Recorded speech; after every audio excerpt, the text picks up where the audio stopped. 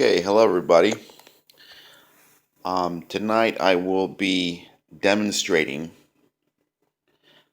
how to close a refrigerator freezer.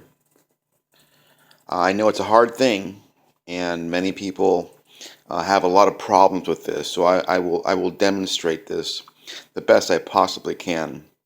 First of all, let's open this refrigerator freezer here. See a bunch of old food. And we're going to open this one too, and we're going to place in here some ice cream.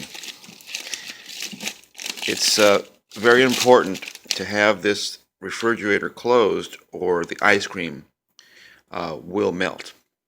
So here it is.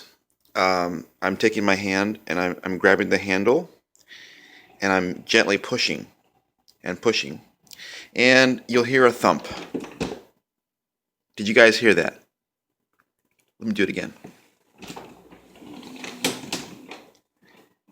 It's almost doing it by itself. I'm using one finger. And you hear a thump. There it is. That means it's closed. Well, I hope you guys enjoyed this video.